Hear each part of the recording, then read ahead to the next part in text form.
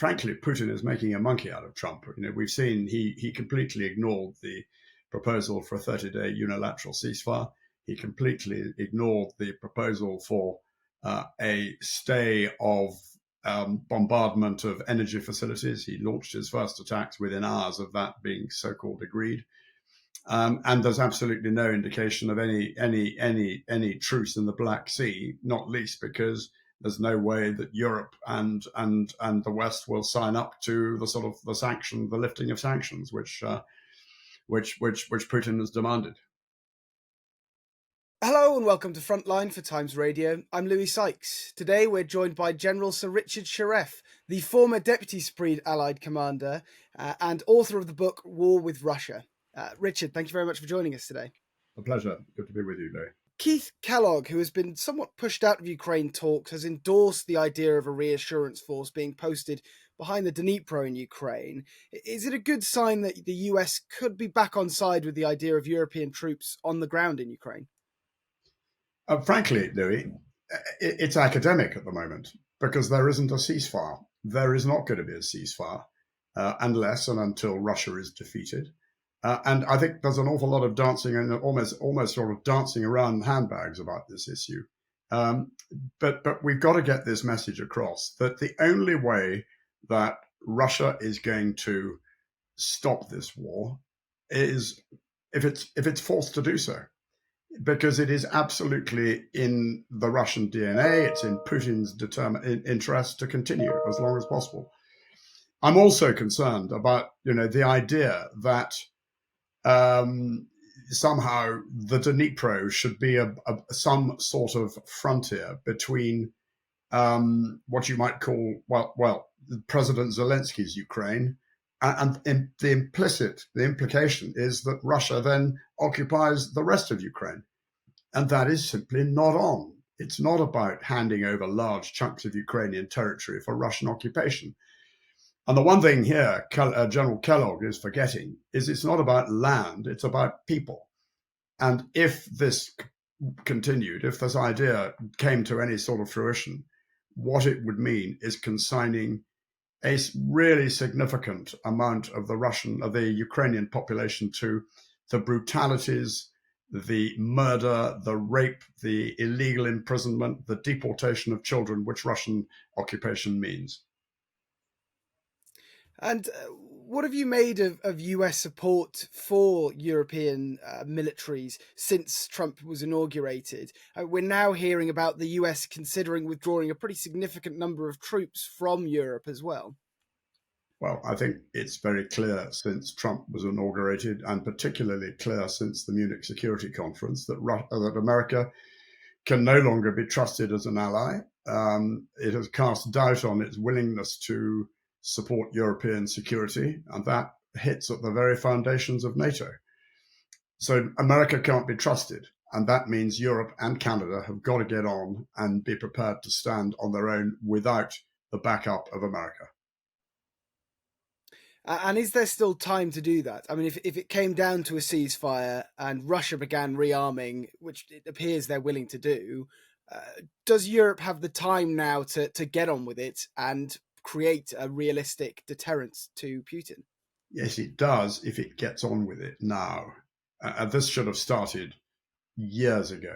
I mean, in a sense, we're prisoners of inaction, of complacency, and of a failure to see the world as it is rather than the world as we'd like to see it.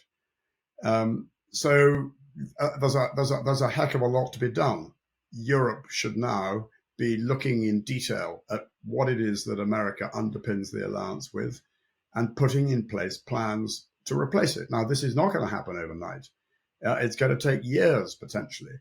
But you've got to start somewhere, and hanging around prevaricating in the hope that somehow America is going to change its mind is going to do nobody any good. And President Trump, as part of this idea of a minerals deal with Ukraine, is demanding that the US should take control of a gas pipeline that sends Russian gas from Russia to Europe through Ukraine. Is that really conducive to any sort of peace process, claiming those resources from the Ukrainians? No, it's not. And it's yet another example of the sort of avaricious viciousness that Trump is showing again and again to what was for America a loyal ally. And it would be no surprise if Ukraine said, well, we've had enough of this.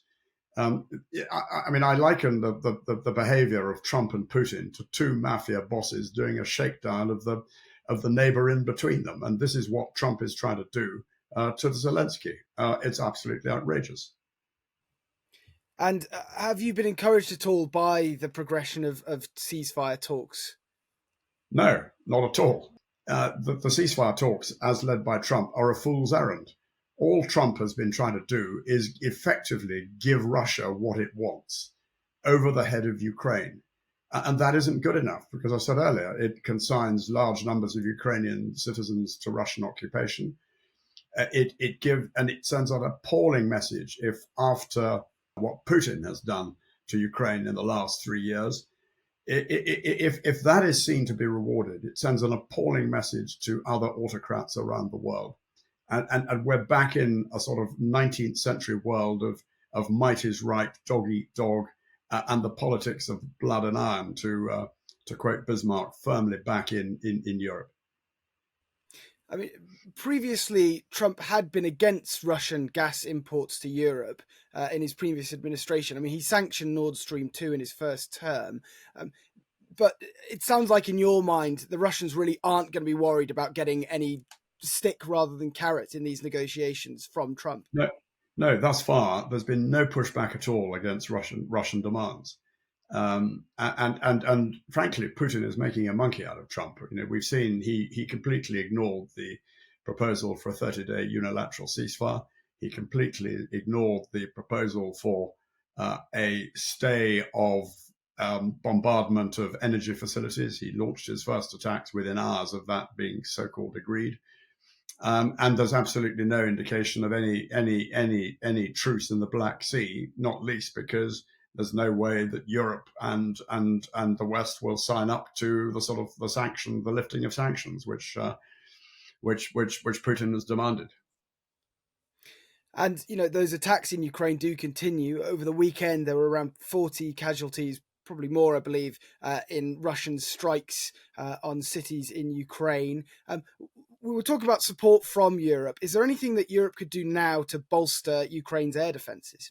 Yes, it absolutely could. It should implement the Sky Shield initiative, under which it would see some 140 aircraft from Europe based outside Ukraine, establishing an integrated air protection zone over West Ukraine, and being ready to shoot down Russian drones and Russian ballistic missiles. And that would send a very strong signal to Putin.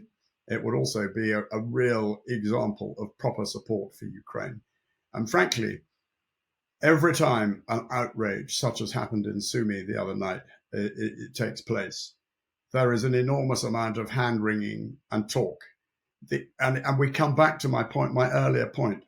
Until and unless the West, Russia, Europe, Canada, and America understand and recognize that the only way Russia is going to stop this behavior is if it is defeated on the battlefield. And that means a clear announcement by Europe that is the intent. And the intent must be to give Ukraine the means to defeat Russia on the battlefield. And that means not only equipment and ammunition in large quantities, it means support with training and with organization and the whole 9 yards. But it also means real sacrifices from European countries, because we will have to dig really deep in order for that to happen. But we can do so. The combined European GDP is 4 times that of Russia. With sacrifice and with energy and with leadership, we could absolutely do that. And we could force the Russians to recognize that they will never achieve their aims in Ukraine, and recognize that they've got to stop. And the Americans certainly do seem worried about an expansion of this conflict, though. It's part of the reason, at least they say it's part of the reason, that they really don't want to become involved. They don't want boots on the ground in this situation. France and Britain, who would presumably have to lead any effort like that, are also nuclear powers as well as Russia. Is there not a risk of the conflict expanding, or have we kind of got past that now? There is a real risk of the conflict expanding if Russia isn't stopped. And I keep coming back to this point that the only way you stop Russia is to defeat them on the battlefield. Russia only respects strength. Where Russia sees weakness, Russia will continue to probe, to push, to chance its arm, as it is doing at the moment. And that raises real risks of the conflict expanding. If Russia is seen to get away with a ceasefire that favors Russia, all that is going to happen is that Putin will rebuild his armed forces, retrain his armed forces, re-equip his armed forces, and at some stage in the future, he will have another go at completing the work in Ukraine. Inevitable, absolutely inevitable, because Russia cannot countenance Ukraine as a separate, independent, sovereign state. Russia cannot see itself as a proper country unless it is an empire which includes Ukraine. So they'll try again. The way to stop that is strength. The way to stop that is to hammer Russia. The way to stop it is to support Ukraine defeating Russia. And that's the way we prevent wider conflict. And we also have to recognize that there will never be transatlantic peace, European peace and security, unless and until what I've said about defeating Russia happens, and Ukraine is included in the NATO alliance as a NATO member, and the NATO alliance puts together a band of deterrent steel from the Baltic Sea to the Black Sea to make sure that there can be no resurgence of Russia. Well, on the battlefield and on the front, the Institute for the Study of War is reporting that daily advances by Russia, in eastern Ukraine at least, have significantly slowed. Can Putin keep throwing manpower at the problems he faces in eastern Ukraine? You're absolutely right. And this, in a sense, gives the lie to the all too frequently voiced Western assumption that somehow Russia is invincible and can never be stopped. Russia can be stopped. Russia is being stopped. And even if Russia has advanced, it has advanced in minuscule amounts for the last year and a half, as you say, at vast cost to itself. I mean, by the 9th of May next month, when Putin will be no doubt standing up in the Red Square in Moscow to mark Victory Day, which the Russians do every year, the Russians on the current trajectory of casualties will have lost about 1 million men killed and wounded in Ukraine. How long can it keep it up for? I don't know the answer to that. But what I do know is that there will come a breaking point for Russia at some stage in the future. Probably give it a year and a half. And if Ukraine can hang on, and if we can help Ukraine can hang on, and not just hang on, but also inflict decisive victories over Russia, then I think Russia stands a real chance of cracking. And of course, you've only got to look at the impact of the oil price. The drop to $50 a barrel. Well, the Russian budget is predicated on a price of around $70 a barrel. This is going to put real stresses and strains on the Russian economy, as indeed the Russians have admitted. And that, taken together with other factors such as the loss of manpower, the fact that they're running fast out of vehicles. The International Institute for the Study of War reckons that the other day that Russia's got about a year's supply of armored vehicles, and most of those are old Soviet stock, T-55s, BMP-1s, and the like. Dictatorships are brittle. It was overreach that caused the cracking and the breakup of the Soviet Union, and it could well be the same for Russia if Ukraine is properly supported. Russia certainly seems to believe it can keep progressing. I mean, General Syrsky, head of Ukraine's armed forces, of course, warns that Russia is beginning a new offensive now around Kharkiv and Sumy. We saw after the Kursk pocket was closed effectively by the Russians that the Ukrainians were able to halt further Russian advances using things like HIMARS strikes. What is there that Ukraine's allies could supply now as this Russian offensive begins that could halt any further significant Russian advances? Well, more of the same, Louis. It's more equipment, more 155 millimeter ammunition, more Storm Shadows. Germany could be sending its Taurus missiles. France has something equivalent as well. So we've got to continue to dig deep and dig even deeper to help Ukraine. And is it encouraging that some European nations, I'm thinking of especially of Germany, have shifted slightly and are now putting more effort into supporting Ukraine? I think absolutely, and I think what Friedrich Merz announced the other day, the so-called lifting of the debt brake on Germany, potentially is a total game changer, because Germany could well become the big defense spender in Europe. Now, that, of course, is going to take time to play out, to go through. But we should be really encouraged by that. We should be encouraged by the innovative ideas being put out for financing defense and rearmament, the rearmament, the European Rearmament Bank, the European Defense Bank, ideas which I think have great merit. The proposal to set up an 800 million euro defense rearmament fund by Ursula von der Leyen. All these are good ideas, but they've got to be carried through. It's one thing to talk. What we've got to see is proper action. And there's been two. It's always the same. We live in the real world. I get that, and there is will and there is determination, but it's what is required is this single-minded focus on achieving the aim and making it happen. And what did you make of the discovery last week of Chinese nationals fighting for the Russian military in Ukraine?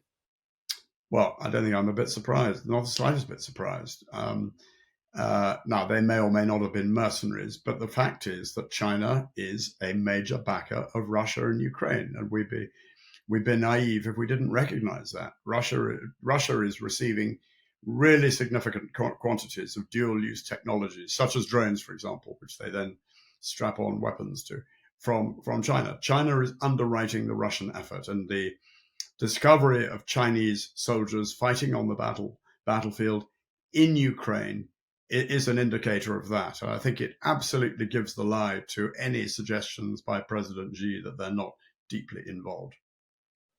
And were you perhaps surprised by the relatively muted response that came out of, not only America, which might be expected at this point, but also Europe? Surprised? No. This is par for the course, isn't it? What we should be seeing is a resolution in the United Nations condemning China. Of course, that's going to get nowhere because the UN is a busted flush. The European Union and European countries of NATO should be absolutely condemning China vociferously for this sort of behavior. And there are now some reports of Chinese advisors or observers in country as well. Should we be worried about what the Chinese might try to learn about Western warfighting in Ukraine, especially given the amount of quite high-tech equipment that is now there? Well, it would be naive to think that they hadn't been studying this war very carefully for 3 years, as indeed the West has been looking at it and learning lessons from it very carefully for 3 years. But I think the overwhelming strategic issue is that, if Trump gives forces a ceasefire on Zelensky, which meets Putin's requirement, which gives Putin his aims, that will be seen by Xi as a green light that the West is not prepared to stand up to the sort of military adventurism and brutality that Putin has inflicted on Ukraine. And it'll be open season for having a go at Taiwan. And how much then does the cooperation between China and Russia and the other allies of Russia's reflect this worrying sort of Crinks alliance that we hear of between China, Russia, North Korea, and Iran? Should we be more worried about that sort of loose alliance? Yeah, I mean, we should, but again, this crystallizes in a sense, this clash between autocracy, democracy, the undermining of the liberal world order, which has generally speaking kept the peace in much of the world, really since the Second World War. Okay, there have been other wars and there have been major conflicts, but nevertheless, there has been an understanding of the rules of the game that is increasingly out of the window, militarily as a result of what Russia is doing, and of course economically as a result of what Trump is doing with tariffs. And the so what, the deduction and the implication is that unless we the West, we the democracies, the liberal democracies in NATO, less America, of course, but the rest of Europe and Canada and our partners like Australia, South Korea, Japan, and others are prepared to invest in defense, are prepared to show real strength, then that fracturing of the liberal world order will continue and will be much worse off, not economically, but just in terms of security as a consequence. And just finally, Richard, in your mind, is there any space, time, or willingness perhaps from the Americans to stand up to that challenge to the world order, or is this now really pretty much a European problem? It is absolutely a European, and I would also add Canadian, Australian problem, because I'm afraid to say I think Trump is increasingly complicit in this. Here is a man who is uttering strategic, territorial threats to the territory of NATO allies, Greenland, the existence of Canada, and that says it all, frankly. That and as well as that, he is parroting Putin's words. And if the American proposal, particularly the Kellogg proposal, for example, to divide Ukraine up into zones, came anywhere near fruition, it would be appalling, because to even suggest such a thing shows an extraordinary ignorance of history and almost crass criminal stupidity, because it was one thing to divide up the defeated Nazi Germany into zones where there was no sovereign government in order to begin to get Germany back on its feet. But it's quite another thing to suggest the same thing to Ukraine, which is a sovereign government, is a democracy. And it shows an extraordinary failure of sensitivity and understanding. Well, General Sir Richard Shirreff, thank you very much for joining me today on Frontline. Thank you, Lou. Always good to talk to you. Thank you.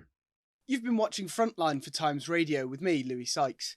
If you'd like to be the first to get exclusive content, you can sign up for membership with the link below.